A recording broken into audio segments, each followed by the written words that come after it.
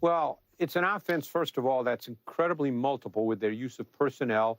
It's incredibly multiple with their use of formations. They're very good with play action.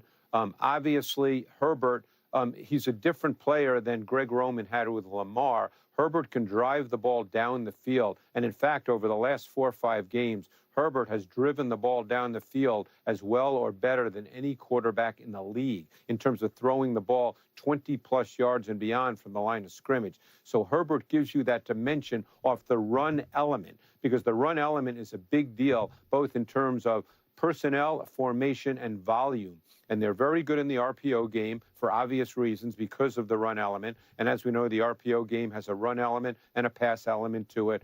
But we're seeing a play here. This is a big-time seam throw by Herbert. And, you know, that's what he gives them. He gives them an added dimension to this offense that Lamar didn't quite give this offense. Lamar gave you other things that Herbert doesn't give you, but Herbert in the pass element of this style of offense gives you more. Okay. Yeah. You hear what he's saying?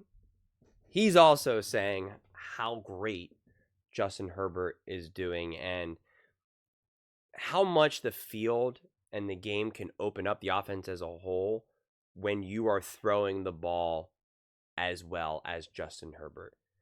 Justin Herbert is such a special quarterback that with his skill set, his ability to throw, you really do. The better the quarterback, the more elite the quarterback you are, it's actually more important to have a high-level coach. I think we have it backwards in a lot of ways. We say if you're this great of a quarterback, this great of a player, it shouldn't matter who your coach is, or you should be able to elevate your coach, etc., etc.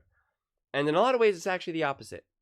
Because when you can do the things that a Justin Herbert can do, you need a coach that can then exploit teams, can open up the offense, can kind of do a whole push and pull and navigate all these things, because we know, hey, our quarterback can do X and Y, and because of that, this really allows us to expose Z against this team. Not only obviously lean into X and Y because he does it so well, but because we can do X and Y so well, this now opens up Z. And you need a really smart coach to be able to do that. You need the right team to be able to do that. Otherwise, you end up like Joe Burrow, who's like, I just got to throw my way into every single game. And it ends up being a losing battle, as we see. If you really think about it, the Cincinnati Bengals don't necessarily attack or expose any other team. It's really just like Jamar Chase, T. Higgins, Joe Burrow. Let's go. Let's just sling it and hope we can make some moves. And that's not what you're seeing now with Justin Herbert. That was kind of what Herbert was forced to do earlier on in his career. But now you actually have the intelligence behind this offense that get to feed off one another, balance each other out. And this is what we get. So, yeah, I mean, I love how this offense has been reshaped and how, you know, go figure, we're seeing Justin Herbert playing at an all-time level and essentially doing things that no other quarterback is showing to be able to do or being able to do at his level. And that's why it's funny that there's still a debate. I literally just made a video about how good is Justin Herbert? Is Justin Herbert a top quarterback in the NFL? And, you know, this and that and this and that.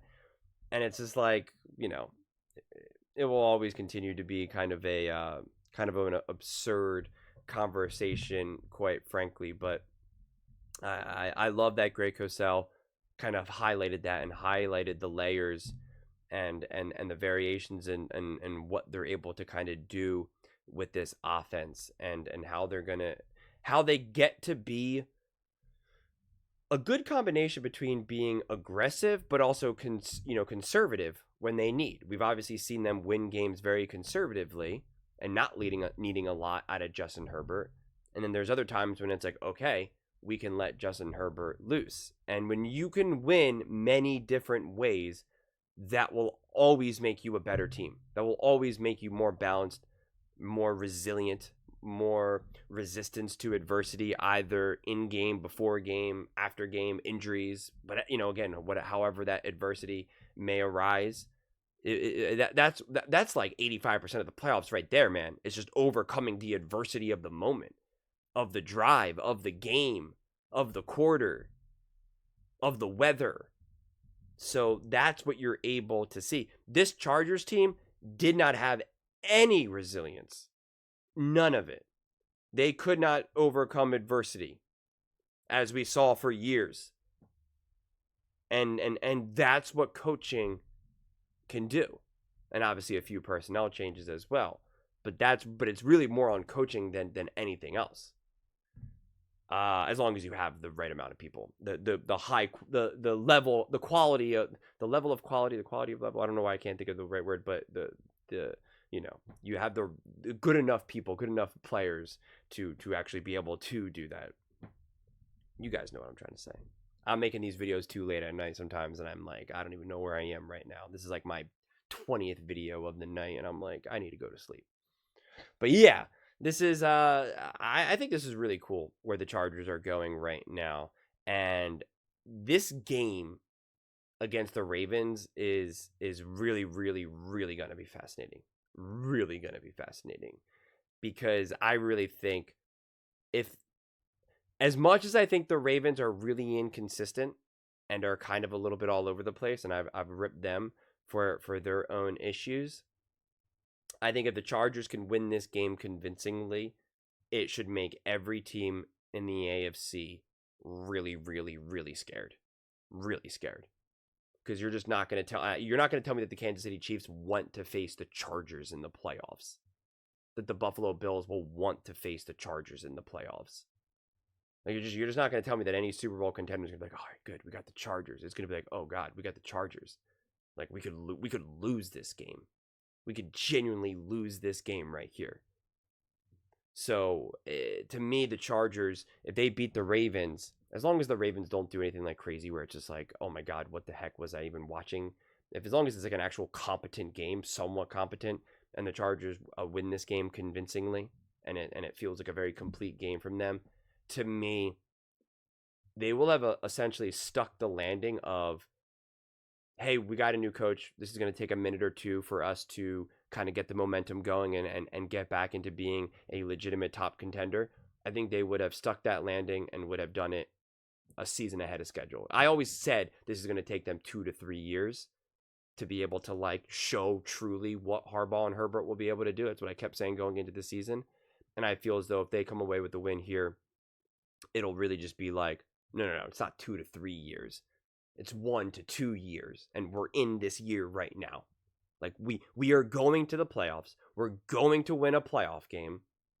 And better believe if we're facing a team like the back-to-back champions, like the Chiefs or, whoever it may be, like we can't have one of those things where on TV where all at the bottom of the screen it just says Chiefs, right? Like where every single whoever commentator or analyst is picking the one team. Like it can't be like that.